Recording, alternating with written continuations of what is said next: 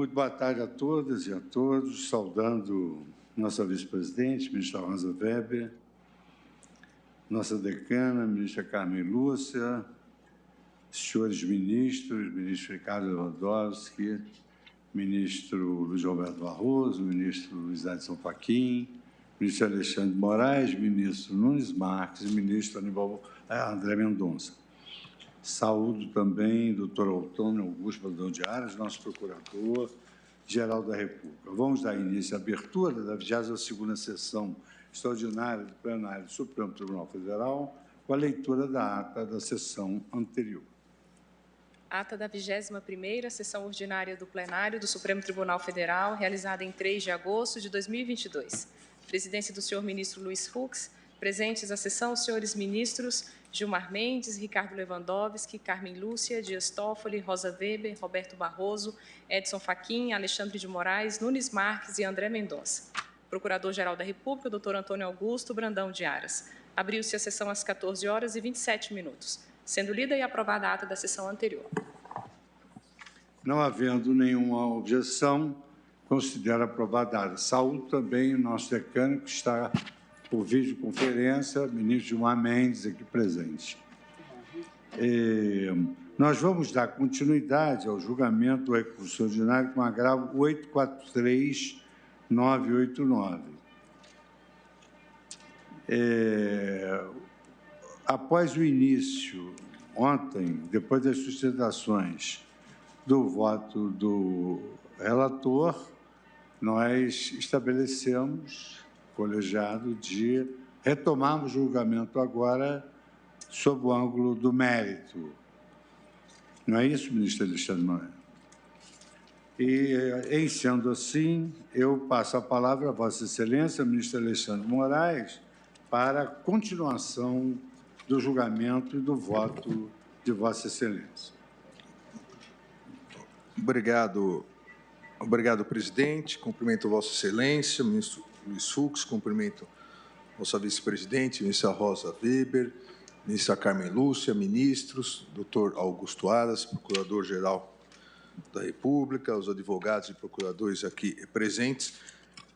Como Vossa Excelência disse, presidente, ontem eu iniciei uma rápida introdução com alguns números e estatísticas e, principalmente, a delimitação da repercussão geral em relação àqueles 2 pontos trazidos nesse recurso extraordinário. Agora entraremos no mérito, presidente, a questão inicial, principalmente da responsabilidade subjetiva relacionada ao ato de improbidade. E a questão importante pelas transformações que a Constituição de 1988 trouxe, e isso tem grandes reflexos na interpretação, isso será feito no voto, do direito administrativo sancionador. Não há dúvidas, isso foi muito ressaltado ontem na tribuna e também na minha introdução, que o aperfeiçoamento do combate à corrupção no serviço público, na administração pública, foi uma grande preocupação, uma grande e importante preocupação do legislador constituinte ao estabelecer no artigo 37 da Constituição Federal, pela primeira vez, verdadeiros códigos de conduta à administração pública e seu agente.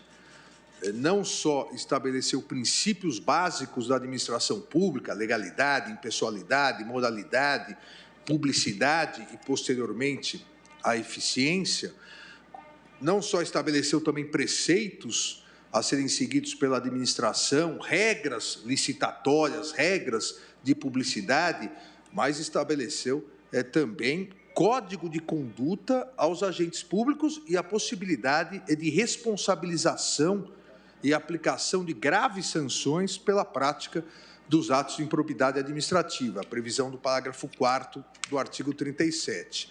Foi a primeira vez em que, no texto constitucional brasileiro, primeira vez em que se constou o termo ato de improbidade.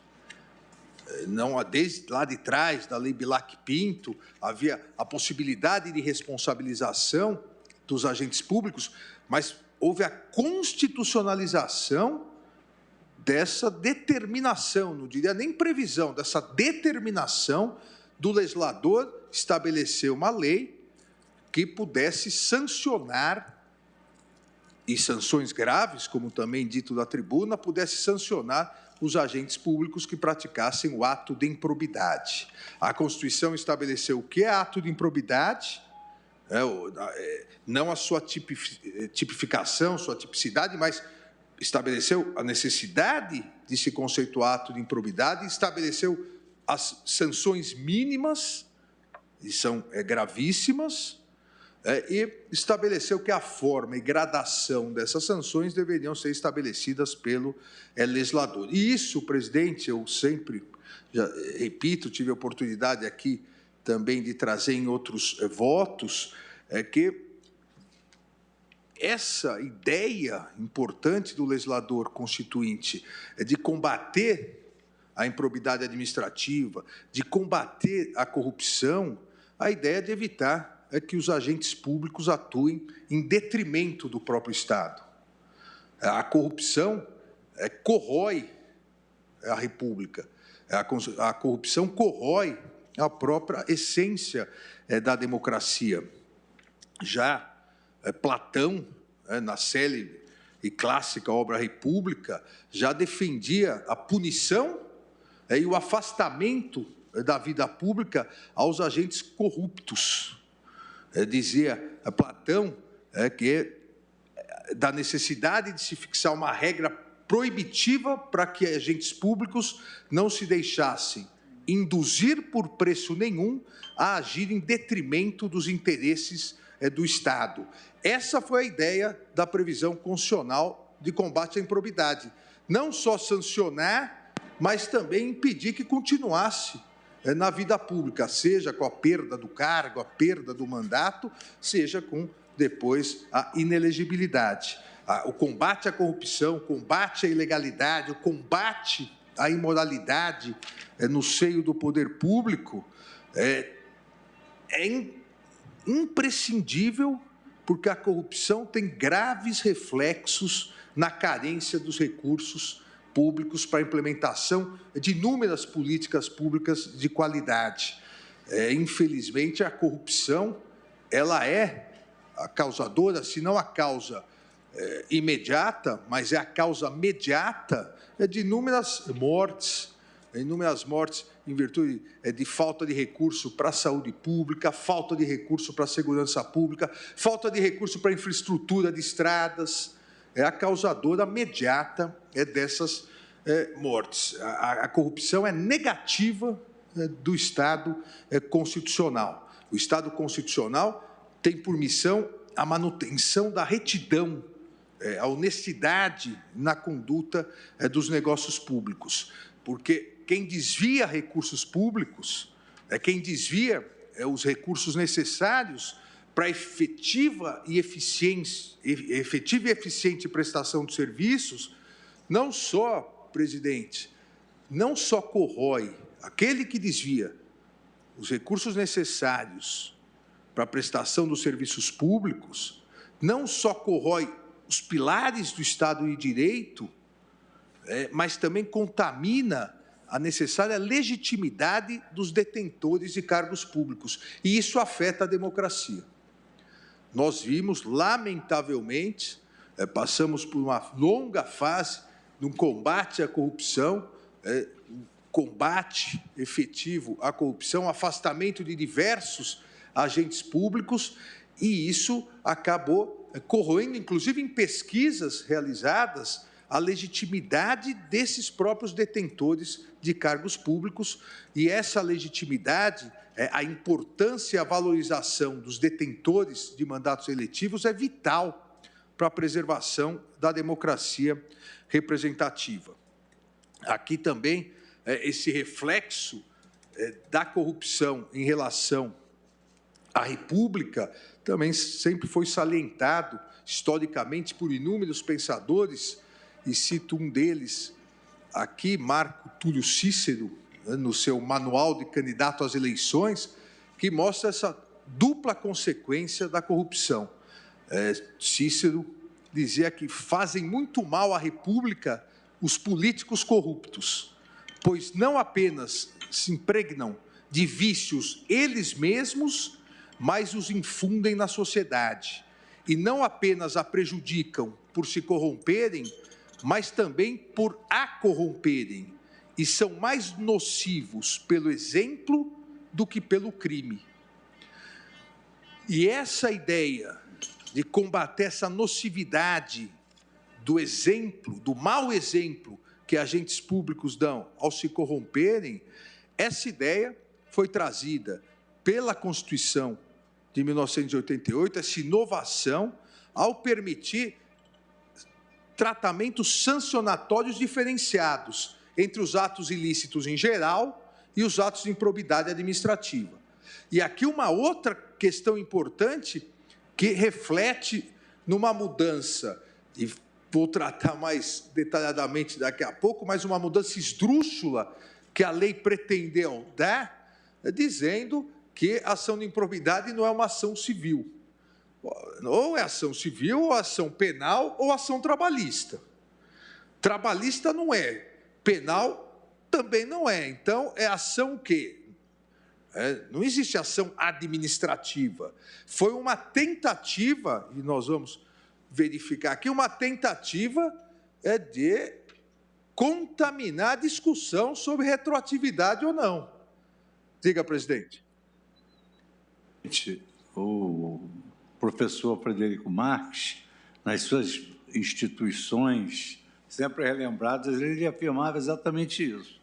As lides, ou são lides penais, ou são lides civis, assim compreendidas, tributárias, administrativas, comerciais, etc. Só para acrescentar o que você... Exatamente, presidente, porque senão fica no limbo. Então a ação de improbidade é uma ação que... E nesse aspecto, a lei foi extremamente incoerente, porque ao mesmo tempo que diz ação por improbidade não é ação civil, aí vai no artigo 17 e manda aplicar o Código de Processo Civil e, ao mesmo tempo, só concede a legitimidade para o Ministério Público propô-la, que nos termos do artigo 129, inciso 2º e 3º, pode propor ação civil para a defesa do patrimônio público. Ou seja, vai, e foi, voltou e não saiu do lugar. Não saiu do lugar por quê? Porque, por mandamento constitucional, a partir do artigo 37, parágrafo 4º, há possibilidade de 2 tipos de apenamento, ou duas possibilidades de responsabilização de atos ilícitos. Os atos ilícitos civis em geral e os atos de improbidade administrativa. Nós mesmos aqui já analisamos várias vezes em repercussão geral a questão da prescrição diferenciada de uns e de outros. Os atos ilícitos em geral, 5 anos. O tema 666, atos de improbidade, depende do artigo 23, agora alterado, e os atos dolosos de improbidade, imprescritibilidade em relação ao ressarcimento, porque há essa diferenciação. Todos são ilícitos civis, mas os gerais e os de improbidade administrativa. E por que essa diferenciação? E outra questão primordial para a conclusão desse processo. Porque o ato de improbidade é aquele que traz em si uma ilegalidade qualificada. É uma ilegalidade qualificada porque voltada à corrupção. Essa é a ideia da improbidade administrativa. Ao estabelecer no artigo 37, parágrafo 4º, que o Congresso Nacional deveria editar uma lei para regulamentar a responsabilização por atos de improbidade administrativa, o que a Constituição comandou ao Congresso Nacional foi que punisse não a mera ilegalidade, cujo ordenamento jurídico historicamente já disciplinava a punição, a regulamentação, mas sim que punisse a conduta ilegal ou a conduta imoral do agente público voltada essa conduta para a corrupção. não só a conduta do agente público, mas também, isso a lei estabeleceu, todo aquele que o auxilie na corrosão da máquina burocrática do Estado, na corrosão da administração corrupta, que acaba sendo caracterizada pelo descrédito, pela ineficiência. E essa é a diferenciação do ato de improbidade. Essa é a diferenciação da lei de improbidade administrativa. A lei prevê a responsabilização por uma ilegalidade qualificada. A punição, consequentemente, é mais severa ao agente público corrupto que se utiliza do cargo ou para enriquecer ilicitamente, o artigo 9º, ou para causar prejuízo ao erário, o artigo 10, ou para atentar contra princípios e preceitos da administração, o artigo 11. E aqui não só a doutrina, como o próprio Supremo Tribunal Federal, em diversas manifestações, diversas decisões, já havia definido, repito, com base no artigo 37, parágrafo 4º, a natureza civil dos atos de improbidade administrativa. Definirmos, ou eu diria, reafirmarmos a natureza civil dos atos de improbidade administrativa, essa reafirmação é essencial para análise da possibilidade ou não de aplicação retroativa das previsões da nova lei. No caso aqui, a questão da culpa, dolo culpa, e a questão da prescrição. Porque o comando constitucional é muito claro, ao consagrar a independência da responsabilidade civil por improbidade administrativa da responsabilidade penal. Porque no artigo 37, parágrafo 4º, a Constituição estabelece que os atos de improbidade administrativa importarão em perda do mandato, suspensão dos direitos políticos, ressarcimento ao erário público, sem prejuízo da ação penal cabível. Ou seja, não é, por mais grave que sejam as sanções, não é ação penal e não são sanções penais, tanto que não são sanções privativas da liberdade. Cito aqui, presidente, larga doutrina que aponta a natureza civil dos atos de improbidade administrativa, e cito, como eu disse, essa esdrúxula tentativa, eu diria até uma maneira inexplicável, que a Lei 14.230 pretendeu, em seu artigo 17d, excluir a natureza civil da ação de improbidade. Obviamente, como o Supremo Tribunal Federal reiteradamente, com base em 100% da doutrina, já havia reafirmado a natureza civil do ato de improbidade, a lei pretendeu excluir a natureza civil da ação de improbidade.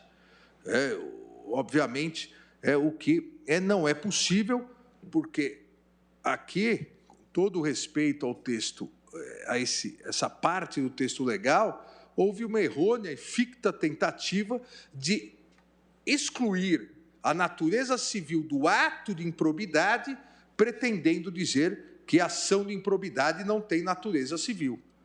Se não tem natureza penal e não é trabalhista, como Vossa Excelência bem lembrou, alguma coisa tem que ser. E, obviamente, há mais de 30 anos, é pacífica a sua natureza civil. A lei não tem e não teve a força de excluir a natureza civil do ato de improbidade e de suas sanções, porque essa natureza civil do ato de improbidade e das sanções decorrentes da condenação por improbidade administrativa, essa natureza tem substrato constitucional. Isso foi destacado, e cito alguns casos, para não citar todos, no Supremo Tribunal Federal. Isso foi destacado já no julgamento do tema 576, de repercussão geral, tema 576 de minha relatoria, onde reafirmamos que a Constituição Federal inovou no campo civil para punir mais severamente o agente público corrupto, independentemente das já existentes responsabilidade penal e político-administrativa. O tema 576, presidente ministras, ministros, todos se recordam, era a discussão se prefeitos, vereadores que podem ser responsabilizados pelo decreto-lei por infrações político-administrativas também poderiam ser por improbidade. E definimos aqui, como já era pacificado, que sim, porque a responsabilidade político-administrativa é uma, a responsabilidade penal é outra e a responsabilidade civil por improbidade administrativa é outra e foi trazida pelo artigo 37, parágrafo 4º da Constituição. No mesmo sentido, na PET 3240, de relatoria do eminente ministro Luiz Roberto Barroso, se reafirmou a responsabilidade civil pelos atos de improbidade administrativa, a natureza civil, quando também se dizia que o foro, a prerrogativa de foro não é extensível à improbidade administrativa. O eminente ministro relator, ministro Luiz Roberto Barroso, salientou que o foro especial por prerrogativa de função previsto na Constituição Federal, em relação às infrações penais comuns, não é extensível às ações de improbidade administrativa de natureza civil. Uma outra reafirmação do Supremo Tribunal Federal sobre a natureza civil foi bem lembrada no parecer do Ministério Público do Estado de São Paulo, que ontem se fez aqui representar por seu eminente Procurador-Geral de Justiça, o Dr. Mário Luiz Sarrubo, no julgamento da ADI 2793, onde o relator, ministro Sepúlveda Pertence, novamente reafirmou a ação de improbidade tem natureza civil. Ou seja, é pacífica a natureza civil do ato de improbidade administrativa. E em que pese, como acabei antecipando, o legislador tentar, no inciso D do artigo 17, retirar a natureza civil da ação, ele próprio, o legislador, na sua alteração, determinou que se seguisse o procedimento comum estabelecido aonde? No Código de Processo Civil, ou seja, deixando claro e óbvio a natureza civil dos atos de improbidade e da sua ação. Em que pese, e aqui entramos diretamente agora na questão do elemento subjetivo, em que pese a sua natureza civil, obviamente o ato de improbidade administrativa, por ser um ato ilícito civil, qualificado, a ilegalidade qualificada pela corrupção, voltada à corrupção, exige para sua consumação, essa é a regra, é um desvio de conduta do agente público, devidamente tipificado em lei, e, como eu disse anteriormente, que no exercício de seu cargo, das suas funções, afastando-se dos padrões éticos e morais da sociedade, pretende ou obter vantagens materiais para si, indevidas, artigo 9º, ou acabe gerando prejuízos ao patrimônio público, artigo 10º, ou não obtendo sucesso nem em gerar prejuízo, nem em obter vantagens ilícitas, acabe ferindo os princípios e preceitos básicos da administração, é o artigo 11º. Nesse aspecto, a Lei 14.230 reiterou expressamente a regra geral da necessidade de comprovação de responsabilidade subjetiva para a tipificação do ato de improbidade administrativa. Aqui é muito importante destacar, porque várias notícias, vários comentários dizendo que a reafirmação do dolo alteraria muito a questão. Não. É importante reafirmar que a regra, desde 92, desde 2 de junho de 92, com a publicação da Lei de Improbidade Administrativa, a regra para tipificação dos atos de improbidade é o dolo. Artigo 9º é só doloso, artigo 11º só doloso, o único artigo que permite a modalidade culposa, o artigo 10. Então, a regra é a responsabilidade subjetiva pelo elemento subjetivo dolo. Essa é a regra. Então, as grandes condenações por improbidade administrativa, e aqui o doutor Aras, melhor do que eu, sabe disso, obtidas pelo Ministério Público Federal, estadual e estaduais, são todas com base no dolo, porque são os grandes casos de corrupção. E aqui a lei nada alterou no elemento subjetivo, porque reafirmou. Qual foi a alteração específica ao se alterar os artigos 1º, parágrafos 1º e 2º, o artigo 9º, 10º e 11º, bem como ao revogar o artigo 5º da lei. E faço, no voto que distribuí a vossas excelências, faço a tabela para tornar mais fácil essa comparação. O que fez a lei foi tornar mais incisiva a necessidade do dolo, ou eu diria, o recado mais forte. Já era doloso, mas quis dizer que no parágrafo 1º, consideram-se atos de improbidade administrativa as condutas dolosas. Considera-se dolo a vontade livre e consciente de alcançar o resultado ilícito. No artigo 9º, previu, mediante a prática do ato doloso. Não havia previsão, mas, obviamente, na ausência de previsão, era só o dolo. E a grande alteração, e é essa a discussão central, a redação originária do artigo 10 da Lei de Improbidade dizia: constitui ato de improbidade administrativa que causa lesão ao erário qualquer ação ou omissão dolosa ou culposa que enseje perda patrimonial, desvio, apropriação, malbaratamento, etc. Veio o artigo 10, agora a nova redação, que diz: constitui ato de improbidade administrativa que causa lesão ao erário qualquer ação ou omissão dolosa. Houve a exclusão da forma culposa. Essa foi a grande alteração da legislação. A reafirmação de que todos os artigos, os 3 artigos que tipificam condutas para o ato de improbidade são eminentemente dolosos, essa reafirmação entendeu o Congresso Nacional ser necessário para afastar a responsabilidade objetiva, para afastar a possibilidade de imputações objetivas.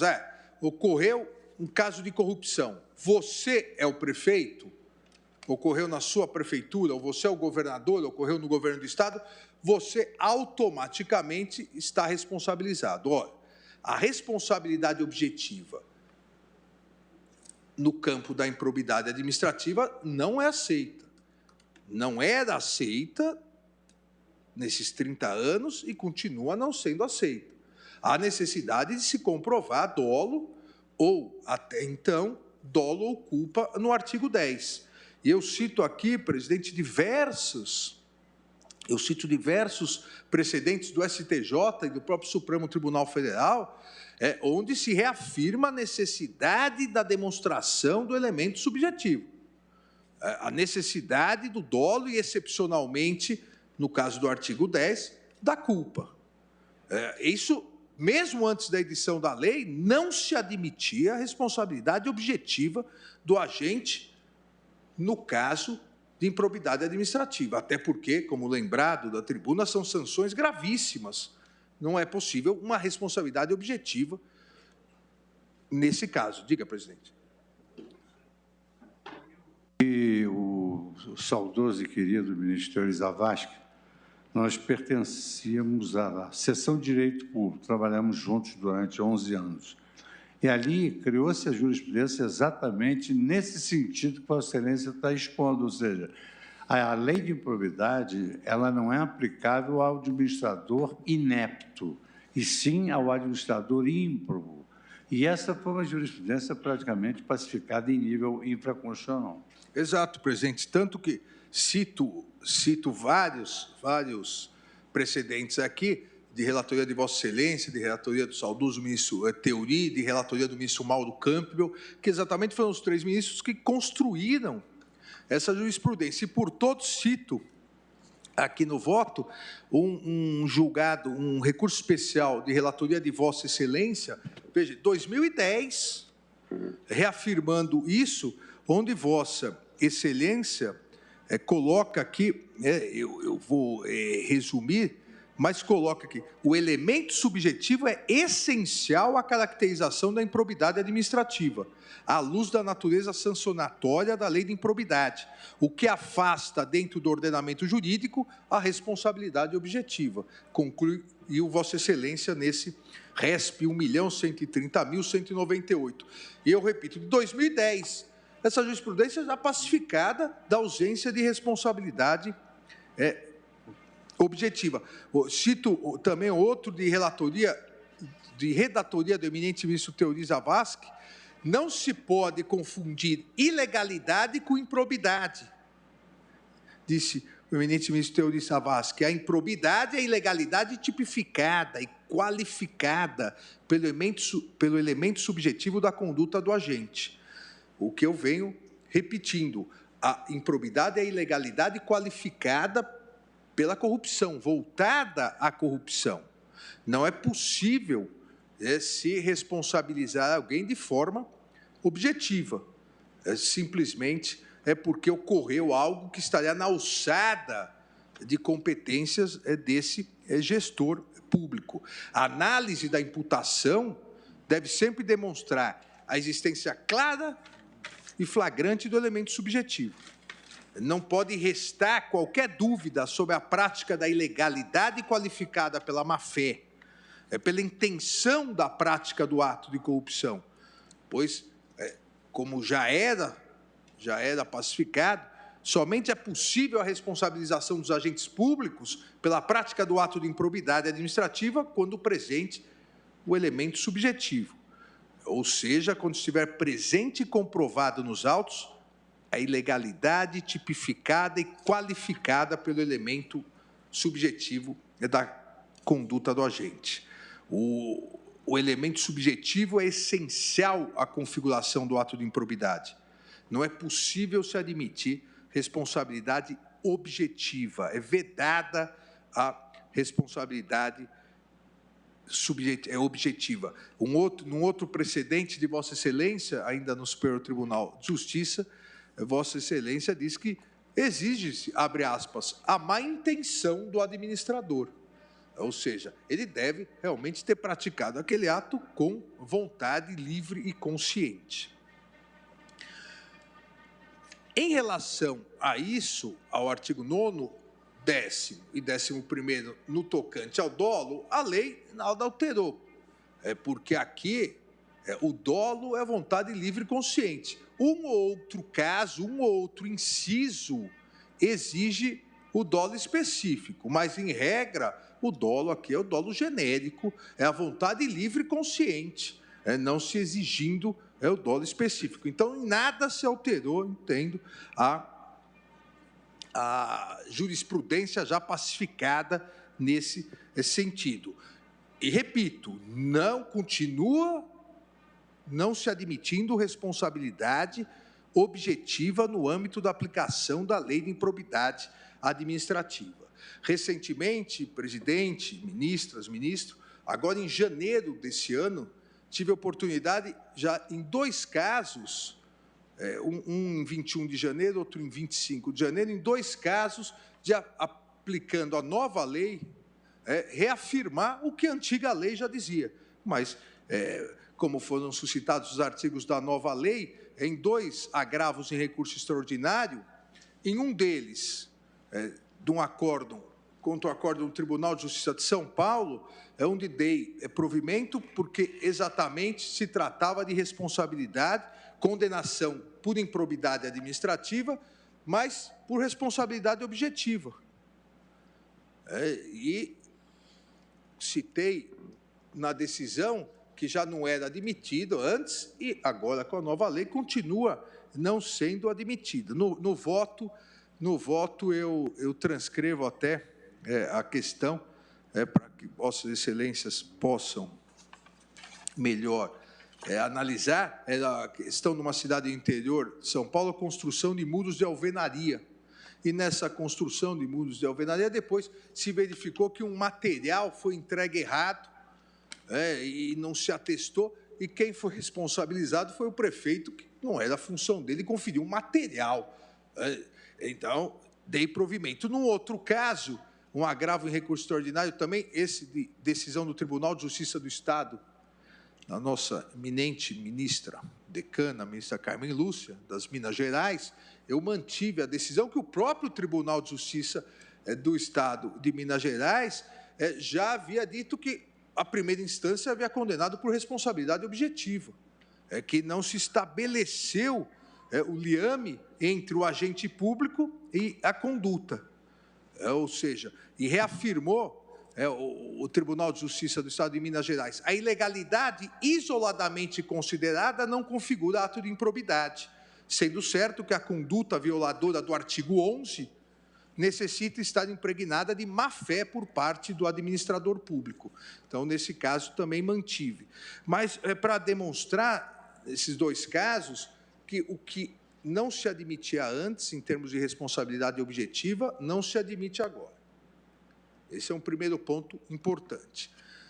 O dolo que se exigia por artigo 9º, artigo 10 e artigo 11, que se exigia antes, em regra, o dolo genérico, vontade livre e consciente, continua sendo o mesmo dolo genérico, vontade livre e consciente. Inclusive, discutimos isso detalhadamente sobre o elemento subjetivo em 3 temas. O 666, como eu disse, de repercussão geral, de relatoria do ministro Teori, o 897, de redatoria do ministro Fachin, e o 899, de minha relatoria.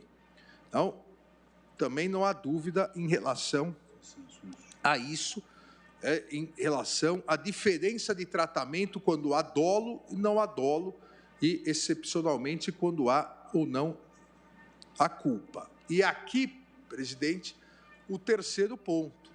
Se não é admitida a responsabilidade objetiva, se a responsabilidade subjetiva pelo dolo, em regra genérico, continua sendo possível como era, o que se extinguiu com a nova lei é a possibilidade de responsabilização culposa por improbidade administrativa, ou seja, exigindo-se a presença do elemento normativo, culpa, no artigo 10.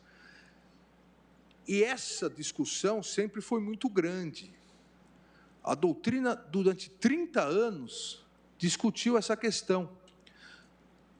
A doutrina divergia sobre a própria constitucionalidade dessa previsão, porque, sendo a improbidade administrativa uma ilegalidade qualificada voltada à prática de corrupção, a modalidade culposa poderia gerar, como às vezes gerou, verdade seja dita, a modalidade culposa poderia gerar tratamentos legais desproporcionais, por equiparar figuras diversas para fins de mesma responsabilidade grave.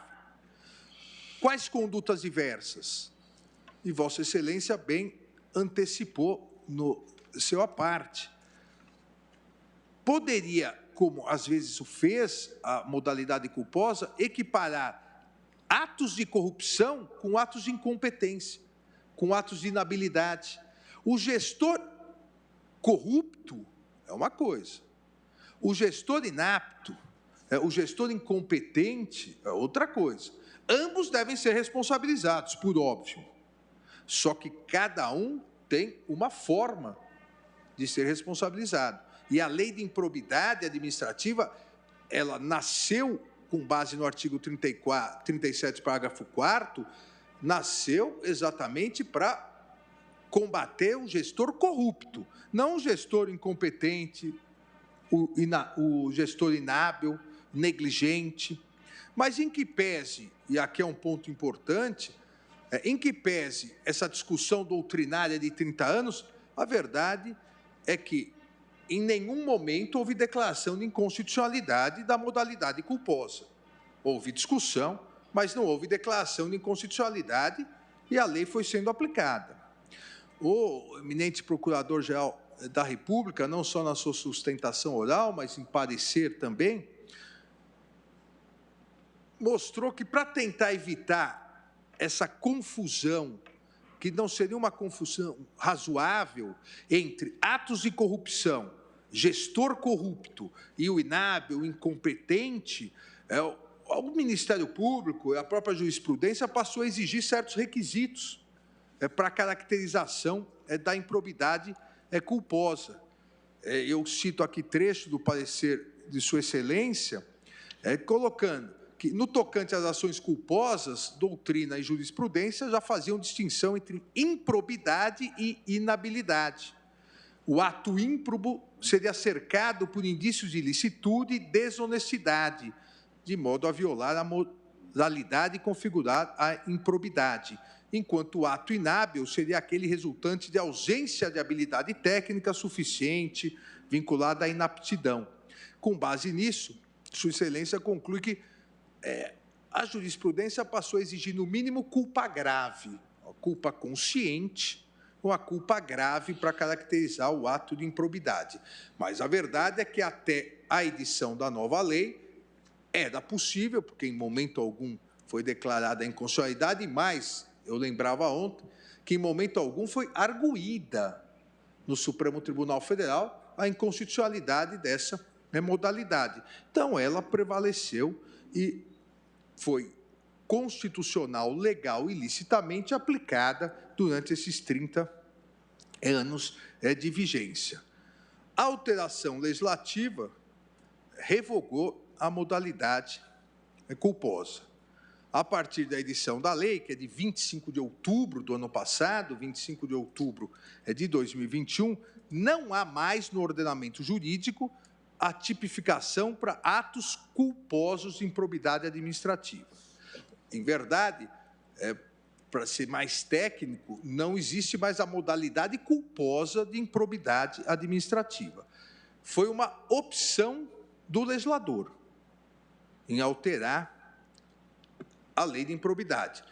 Concordemos ou não, é uma opção válida, é uma opção clara, plenamente válida, porque a própria Constituição Federal foi quem delegou ou determinou à legislação ordinária a forma e tipificação dos atos de improbidade administrativa. Então, foi uma opção consciente do legislador. Eu, inclusive, cito no parecer preliminar de plenário sobre o projeto de lei que resultou na lei, na alteração da lei de improbidade, eu cito aqui parecer preliminar, emitido pelo deputado Carlos Zaratini, que colocava essa necessidade de se retirar a improbidade culposa, porque estaria punindo o gestor inábil, incompetente. Na audiência pública da Comissão de Constituição e Justiça, também realizada ano passado, em 28 de setembro, da mesma forma, e aí o prefeito de Jacareí, que também é doutor em Direito pela Universidade de São Paulo, o prefeito Isaías José Santana, em nome dos prefeitos, também foi dizer exatamente isso, a necessidade de se retirar a questão culposa para que não houvesse confusão entre o gestor corrupto e o gestor incompetente, ou o gestor inábil.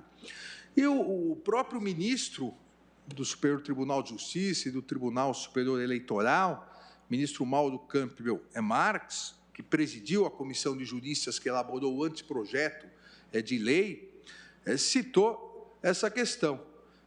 Disse Sua Excelência, a modalidade culposa do ato de improbidade administrativa lesivo ao erário, previsto no artigo 10 da redação atual da Lei de Improbidade, foi suprimida na proposta de reforma.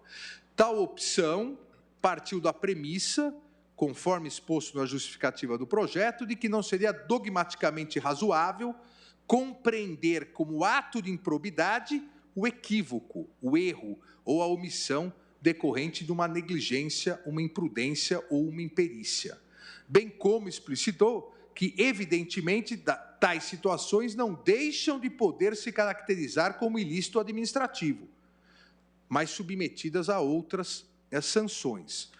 Isso é importante também, presidente, para nos parecer que, com a revogação da modalidade culposa do ato de improbidade, as condutas culposas dos gestores não são mais passíveis de responsabilização. Não é verdade. Não são passíveis de responsabilização por improbidade, mas são passíveis por responsabilização por outras leis. O próprio artigo 28 da Lei de Introdução às Normas do Direito Brasileiro estabelece que o agente público responderá pessoalmente por suas decisões ou opiniões técnicas em caso de dolo ou erro grosseiro. Isso vem regulamentado pelo Decreto 9.830. Ou seja, continua havendo responsabilização do ato culposo, do agente inapto, incompetente, que gere prejuízo ao erário. Continua havendo obrigatoriedade desse agente que, com culpa, gerou prejuízo ao erário, ressarcir. Agora, não é mais improbidade administrativa. Agora, presidente, ao revogar a modalidade culposa do ato de improbidade administrativa, a Lei 14.230 não trouxe qualquer previsão de uma anistia geral para todos aqueles que, nesses 30 anos de aplicação da Lei de Improbidade Administrativa, foram condenados pela forma culposa. Essa é outra questão importantíssima. Em 30 anos, não houve declaração de inconstitucionalidade da modalidade culposa, ela foi aplicada em diversos casos, a partir do devido processo legal. Aqueles condenados pela modalidade culposa, as sanções previstas na lei, não receberam uma anistia geral por parte da Lei 14.230, que, inclusive, apesar de sugestões da Comissão de Juristas, que, inclusive, preferiu afastar qualquer regra de transição. Não houve nenhuma regra de transição. Então, não há uma anistia geral e não houve nenhuma regra de transição. Exatamente por isso, não há uma norma expressa na lei que possa auxiliar o intérprete na aplicação da norma. E, no caso aqui, o Supremo Tribunal Federal, nessa interpretação sobre a revogação do ato de improbidade administrativa culposa em diversas situações, como ações em andamento, condenações transitadas ou não transitadas em julgado, condenações transitadas em julgado e que estão sendo executadas, a pessoa pagando, ressarcindo o erário. A Lei 14.230 somente estabeleceu uma genérica aplicação ao sistema de improbidade administrativa dos princípios constitucionais do direito administrativo sancionador. Ou seja, não previu anistia, não previu regra de transição, tentou retirar o caráter civil do ato de improbidade, mas, como vimos, o caráter civil é inerente ao ato de improbidade administrativa pelo seu substrato constitucional do artigo 37, parágrafo 4º. O que a lei fez foi estabelecer uma genérica aplicação do sistema de improbidade, ao sistema de improbidade administrativa dos princípios constitucionais do direito administrativo sancionador. Olha, a partir da Constituição de 88, que, como eu iniciei dizendo, inovou em matéria de administração, não há Constituição no mundo que tenha um verdadeiro código de direitos e deveres da administração pública, como a nossa. O segundo maior artigo da Constituição Federal é o artigo 37, após o artigo 5º da Constituição. É uma verdadeira declaração de direitos do administrado em relação ao administrador. A proteção do administrado em relação ao administrador, com princípios, com preceitos, com regras, com vedações.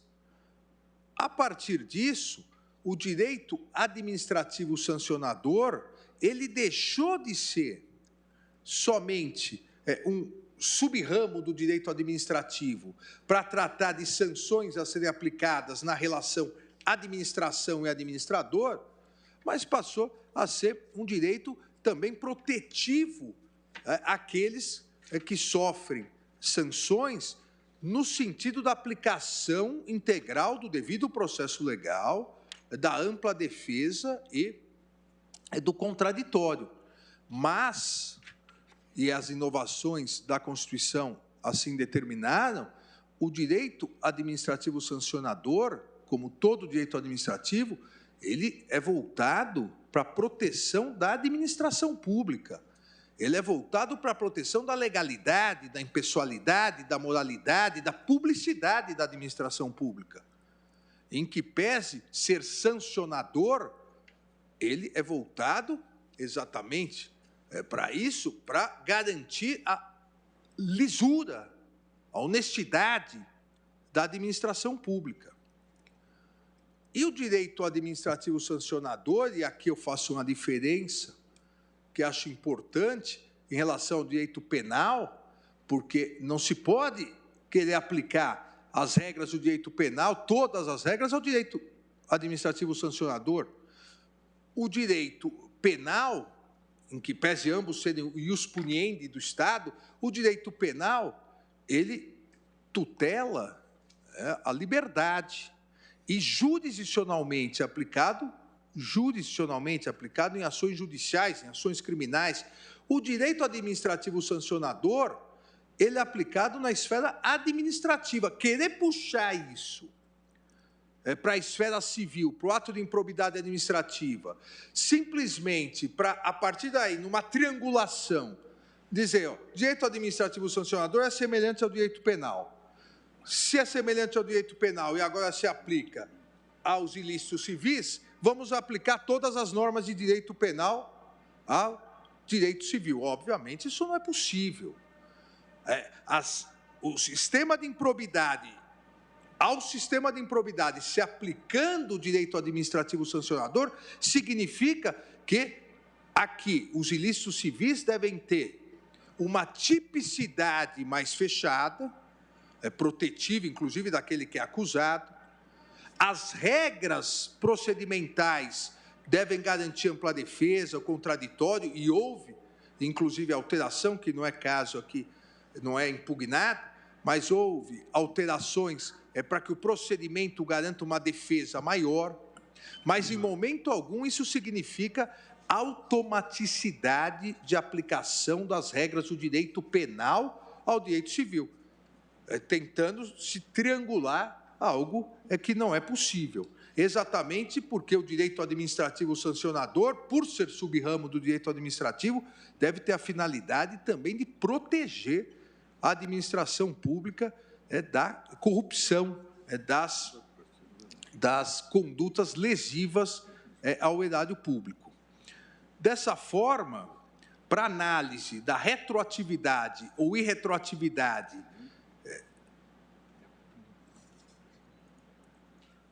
da norma mais benéfica,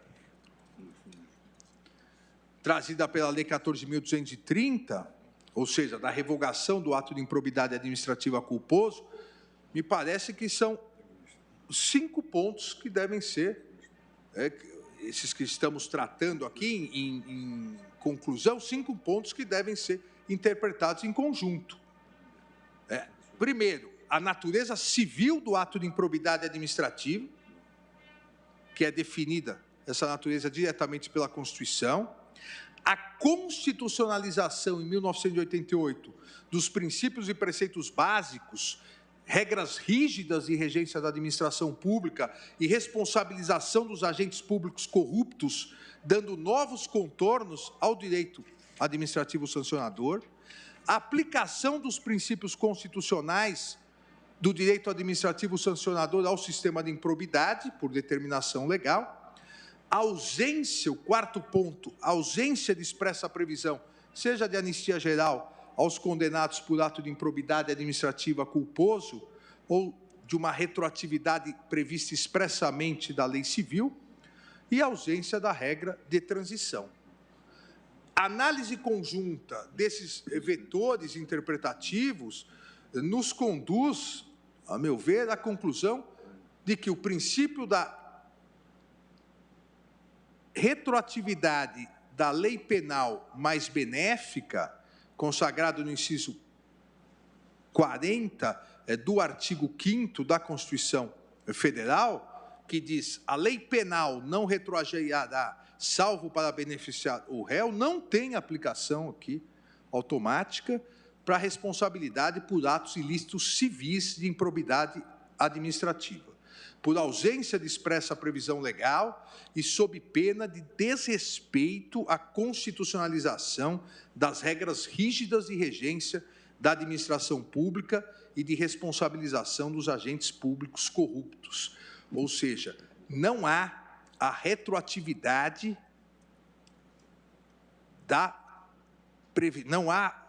não há retroatividade da previsão benéfica. Qual previsão benéfica? A revogação do ato de improbidade administrativa culposo, por ausência de expressa previsão legal e, repito, sob pena de desrespeito à constitucionalização das regras rígidas de regência da administração pública e responsabilização dos agentes públicos corruptos, seria um flagrante desrespeito e enfraquecimento do direito administrativo sancionador. O inciso 40 deve ser interpretado em conjunto com o inciso 36, ambos do artigo 5º da Constituição Federal. Em regra, isso foi citado inúmeras vezes também nas sustentações orais, inclusive do eminente Procurador-Geral da República, em regra, a lei não deve retroagir, pois não prejudicará o direito adquirido, o ato jurídico perfeito e a coisa julgada. Inclusive no campo penal. Essa é a regra também no campo penal. Salvo excepcionalmente no campo penal, quando for mais benéfica ao réu. Ou seja, a retroatividade é uma previsão constitucional expressa e excepcional para a lei penal benéfica, não para a lei civil. O artigo 6º da LINDB também estatui a irretroatividade das leis, ao estabelecer a lei em vigor terá efeito imediato e geral, respeitados o ato jurídico perfeito, o direito adquirido e a coisa julgada. Portanto, a retroatividade das leis ela é excepcional no ordenamento jurídico, sob pena de ferimento à segurança jurídica, sob pena de ferimento à estabilidade jurídica. E, dessa maneira, inexistindo disposição expressa na Lei 14.230, não há como afastar o princípio do tempus rege actum. Ou seja, o tempo rege o ato, a lei veio, a lei passa a valer daqui para frente. A norma constitucional que estabelece a retroatividade da lei penal, mais benéfica, como sabemos, por fundar-se em peculiaridades únicas do ramo do direito penal, não deve, então, ser aplicada automaticamente a leis de caráter civil ou outras leis.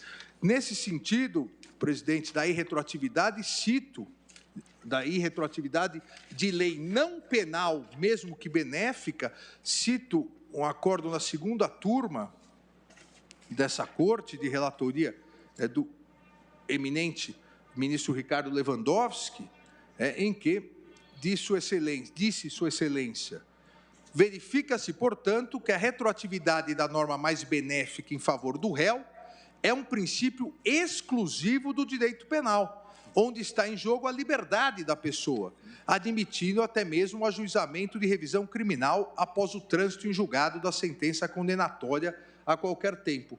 Sua Excelência foi relator e decidiu, nesse caso, de uma alteração na imposição de multa por contas rejeitadas, a irretroatividade da lei mais benéfica, da lei eleitoral mais benéfica, que diminuía o valor das multas. Nesse precedente, como disse o eminente ministro Ricardo Lewandowski, realçou que, abre aspas, na análise de um fato determinado, deve ser aplicada a lei vigente na sua época, fecha aspas. Cito outros precedentes dessa Corte que tem sufragado o princípio do tempo rege o ato em diversos julgamentos. Cito aqui um RE de relatoria do eminente ministro Gilmar Mendes em relação a questões previdenciárias, cito um outro de relatoria do eminente ministro Luiz Roberto Barroso em relação a questões tributárias. A norma mais benéfica prevista pela Lei 14.230, então, que é a revogação da modalidade culposa do ato de improbidade administrativa, portanto, não é retroativa e, consequentemente, não tem incidência em relação à eficácia da coisa julgada, nem tampouco durante o processo de execução das penas e seus incidentes. E aqui, presidente, um ponto que realmente é mais complexo do que o que já é complexo e merece uma atenção especial. A questão da irretroatividade, ela está ligada a duas outras questões. Há o princípio da ultratividade ou a questão do tempo régio ato. São questões interligadas, mas diversas. Por que isso? Eu aqui concluo que a revogação da modalidade culposa do ato de improbidade administrativa não retroage. É irretroativa, vale daqui para frente. A partir da edição da lei, não existe mais no ordenamento jurídico modalidade culposa de improbidade. Então, hoje, se um prefeito, um governador, um agente público, por, vamos dizer, negligência, assina alguma coisa sem ler, alguma fórmula culposa, ele vai ser responsabilizado por outras leis, não pela lei de improbidade. Isso ninguém tem dúvidas, porque houve a revogação. Se não retroage, e nós temos que entender o que é essa não retroatividade, se não retroage, porque deve respeito ao ato jurídico perfeito, ao direito adquirido e à coisa julgada, obviamente, aqueles condenados com trânsito em julgado por ato de improbidade administrativa culposo, a lei não retroage e não alcança a coisa julgada. Então, de um lado, nós temos que ninguém mais pode ser responsabilizado por ato de improbidade administrativa culposo, e, do outro lado, nós temos que aqueles que já foram responsabilizados, e, em virtude do princípio da presunção de inocência, inclusive, no campo do direito civil, já foram responsabilizados com trânsito em julgado, também não retroage. Mas nós temos, entre uns e outros, nós temos um intervalo. E aqueles que estão sendo processados por ato de improbidade administrativa culposo. E aqueles que estão sendo investigados em inquérito civil por ato de improbidade, somente por ato de improbidade administrativa culposo. Como se dá isso? Como se dá essa não retroatividade, essa irretroatividade? Obviamente, todos os atos praticados em respeito ao ato jurídico perfeito são válidos. São válidos em que sentido? Todas as provas produzidas são válidas para, eventualmente, uma ação penal, para um compartilhamento de provas. Então, se houve quebra de sigilo bancário, quebra de sigilo fiscal, são válidas essas provas. Todas as medidas tomadas não podem ser tidas como ilegais, em virtude da revogação do ato de improbidade culposo, porque até aquele momento o ato jurídico perfeito está garantido. Mas pergunto eu, haverá a ultratividade ou extratividade da lei revogada? O que significa essa questão da ultratividade da lei revogada? Poderá ele continuar a ser processado por um ato de improbidade que não mais existe? Até aquele momento, tudo válido, mas poderá, daqui 1 mês, 2 meses, o juiz condená-lo por um ato de improbidade culposo que hoje não mais existe no ordenamento jurídico, porque no momento da prática do ato existia? Entendo que não, presidente. E aqui não se trata de retroatividade, aqui se trata de não ultraatividade de uma lei revogada. A questão da ultraatividade da lei revogada necessita sempre de expressa previsão legal. Uma vez revogada a lei, não é possível manter a sua aplicação. Tudo que foi feito é considerado legal, mas não é mais possível a mantença disso, porque volta a questão. A lei é retroativa. Se a lei é irretroativa, tempo rege o ato. No momento em que o juiz hoje vai sentenciar, o tempo rege o ato. Qual lei que ele pode aplicar? Aquela que está em vigor. E a que está em vigor não prevê mais o ato de improbidade administrativa culposo. O que não significa que as investigações e as ações em andamento somente por atos administrativos culposos devam ser imediatamente extintas. Até porque há necessidade de se analisar se nesses casos não há o dolo eventual. Porque o artigo 10 permite, em várias das suas condutas, o dolo eventual. E nós sabemos que a culpa consciente e o dolo eventual são extremamente próximos. Se comprovar que uma conduta, mesmo que imprudente, negligente, mas foi feita com má fé, ou no mínimo, é o exemplo clássico do dolo eventual, o gestor falou, entre aspas, o dane-se, vislumbrou o resultado, mas não se preocupou com o resultado, é o dolo eventual. Então, esses casos em andamento devem ser analisados caso a caso, mas em virtude da inexistência da ultratividade de uma lei revogada, em virtude do princípio do tempo rege o ato, a irretroatividade da lei, ela atinge cada ato jurídico perfeito.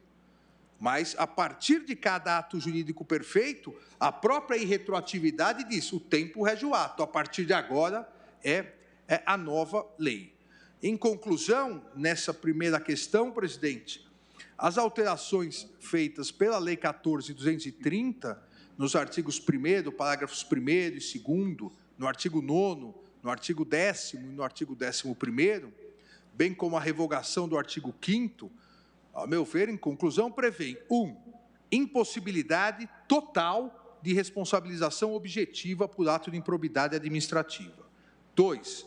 A exigência de comprovação de responsabilidade subjetiva para a tipificação dos atos de improbidade administrativa, exigindo, nos artigos 9º, 10º e 11º, a presença do elemento subjetivo dolo. 3. A inexistência da modalidade culposa de ato de improbidade a partir da publicação da Lei 14.230 de 2021. 4. A irretroatividade da norma benéfica da Lei 14.230 de 2021, em virtude do artigo 5º, inciso 36 da Constituição Federal, não tendo incidência em relação à eficácia da coisa julgada, nem tampouco durante o processo de execução das penas e seus incidentes. E 5. A aplicação dos princípios da não ultratividade e tempus rege actus, a modalidade culposa do ato de improbidade administrativa praticados na vigência do texto anterior da lei, porém ainda investigados ou sem condenação transitada em julgado, devendo, caso a caso, o judiciário analisar se há ou não o elemento subjetivo. Então, essa a conclusão em relação à primeira questão, que é o elemento subjetivo. Em relação ao sistema prescricional, posso seguir, presidente? Acho que mais 15 minutos eu termino. Vossa Excelência tem a palavra. Em relação ao novo sistema prescricional, já adianto, presidente, que, para mim, prescrição precisa de um elemento básico, principalmente quando se trata de questão do poder estatal. Precisa de inércia do Estado. Se não houver inércia do Estado, não é possível a prescrição. Então, aqui eu começo com a conclusão. A ausência de inércia, a eventual retroatividade seria o reconhecimento de prescrição por ausência de inércia estatal. Então, ao meu ver, a ausência de inércia estatal leva à irretroatividade do novo sistema prescricional. Como pode o Estado, em termos importantíssimos de combate à corrupção, ser surpreendido, principalmente com uma prescrição intercorrente, dizendo, olha, Estado, você atuou tudo dentro do tempo legal, você não se quedou inerte, você atuou regularmente, mas agora diminuiu o tempo. Então, o que foi atuação regular, agora é irregular e está prescrito. Não é possível isso, porque a ideia de prescrição, a ideia de uma previsão prescricional é exatamente para limitar a atuação do Estado.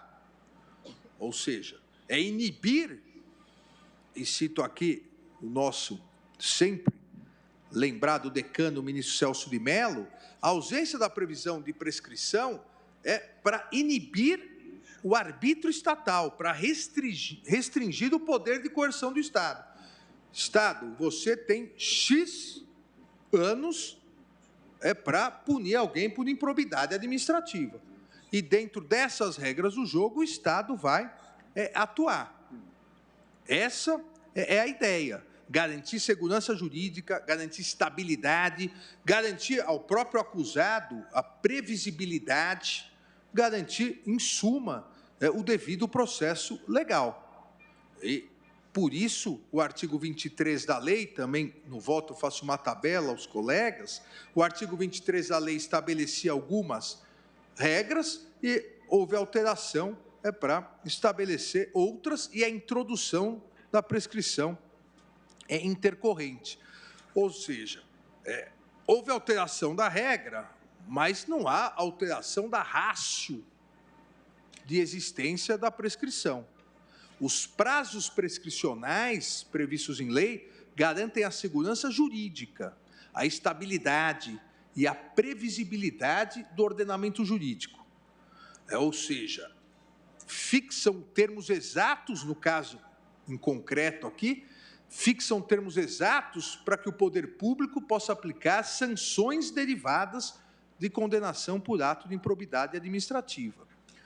Prescrição é o perecimento dessa pretensão punitiva ou da própria pretensão executória, em virtude do quê? Da inércia do Estado. Há um clássico, um livro clássico, Câmara Leal, sobre decadência e prescrição, que diz exatamente isso. O que se pune é inércia, o que se pune é omissão. É isso que se pune. O Estado foi inerte, o Estado foi omisso. Sem inércia não há prescrição. Sem inércia não há sancionamento ao titular da pretensão punitiva. Sem inércia não há possibilidade de se afastar a proteção à probidade, a proteção à probidade ao patrimônio público. Por que eu insisto nisso? Não é possível se pretender, sob pena de desrespeito, a própria ideia de prescrição, de proteção ao patrimônio público, de ato jurídico perfeito. Não é possível se pretender olhar para trás, retroativamente, e dizer, Estado, poder público, você atuou tudo corretamente, dentro dos prazos. Você não perdeu por inércia, você não perdeu o seu direito de punir. Você vai perder seu direito de punir porque agora, retroativamente, nós diminuímos o prazo. Ora, não é possível isso. Há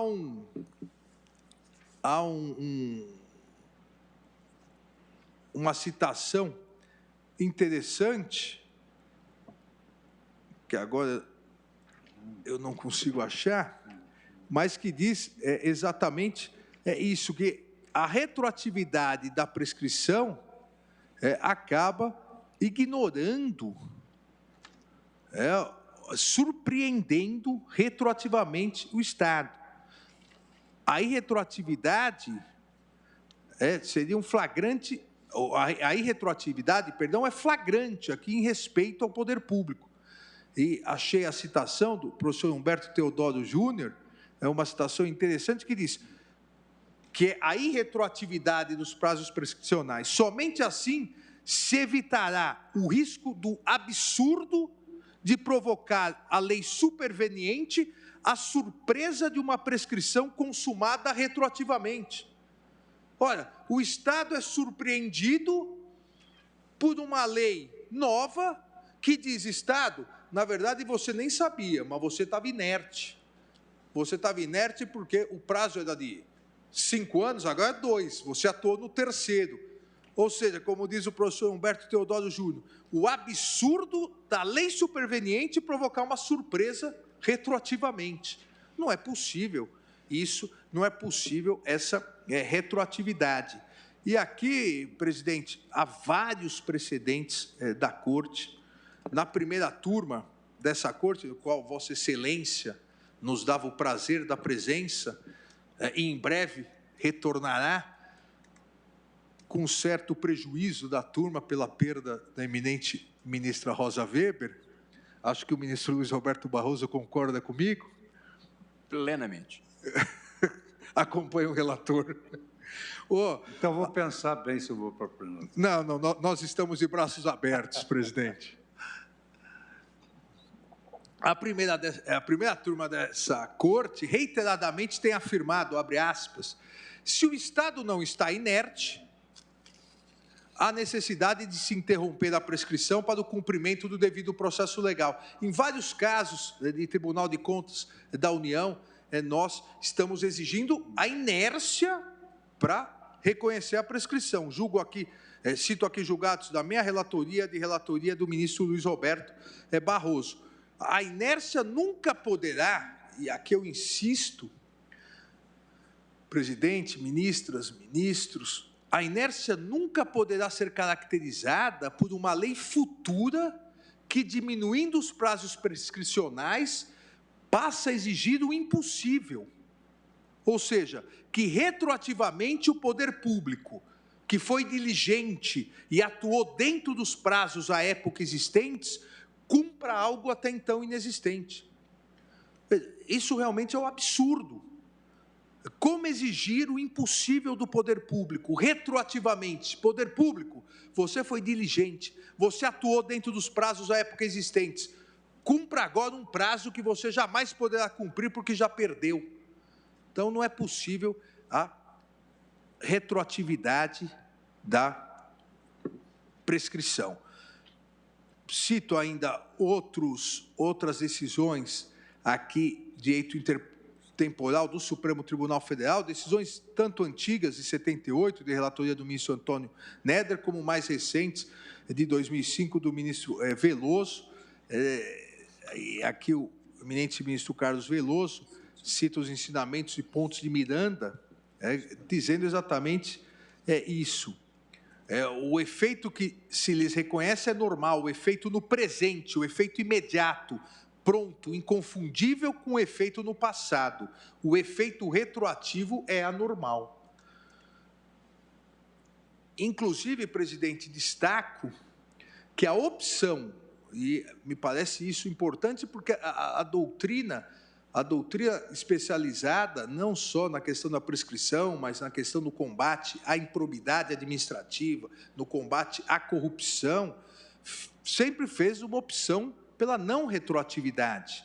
E essa foi a opção, inclusive, da Comissão de Juristas, já citada aqui, presidida pelo ministro Mauro Campbell Marx. Ele relembra, num artigo, que o anteprojeto também estabeleceu alterações propostas nos prazos prescricionais. Somente deveriam ser aplicadas aos fatos ocorridos após a eventual vigência. A própria comissão entendeu que deveria aplicar não retroativamente a previsão. Em conclusão, presidente, o novo regime prescricional previsto na Lei 14.230, de 2021, não retroage em respeito ao ato jurídico perfeito, em observância aos princípios da segurança jurídica, do acesso à justiça e da proteção da confiança, garantindo-se plena eficácia dos atos praticados validamente antes da alteração legislativa.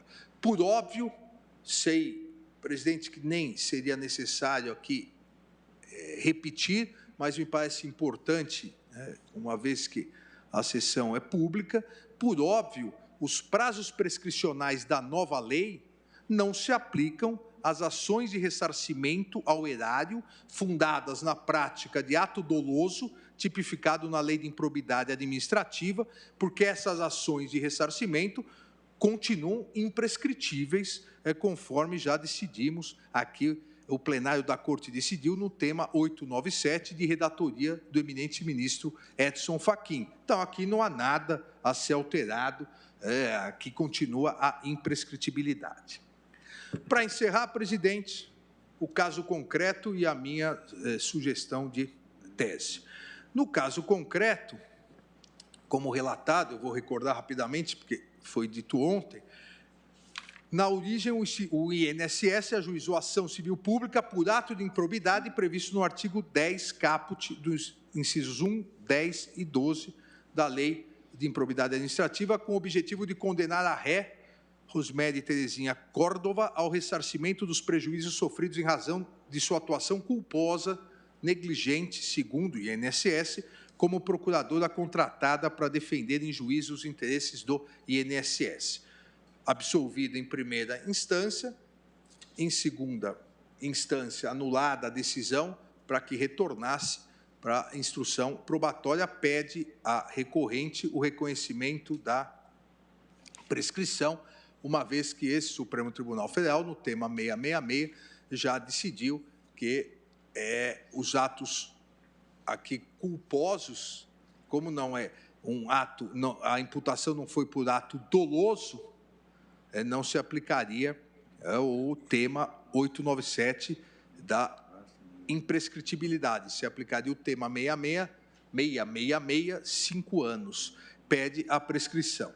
Aqui, presidente, eu dou provimento ao recurso extraordinário e, na verdade, eu dou provimento por 2 motivos. Primeiro, exatamente porque não houve, ela nem chegou a ser condenada e, na verdade, a última decisão foi uma absolvição por ato de improbidade culposo. E, a partir da não ultratividade da lei anteriormente revogada, não seria possível reiniciar uma instrução por um ato que não existe mais. Mas, independentemente disso, também o pedido expresso é pelo reconhecimento da prescrição. E os ilícitos civis, em geral, eles têm um prazo prescricional de 5 anos. Então, eu dou provimento ao recurso extraordinário para extinguir a presente ação. Fixo para fins, ou sugiro para fixação de repercussão geral, a seguinte tese com 4 tópicos.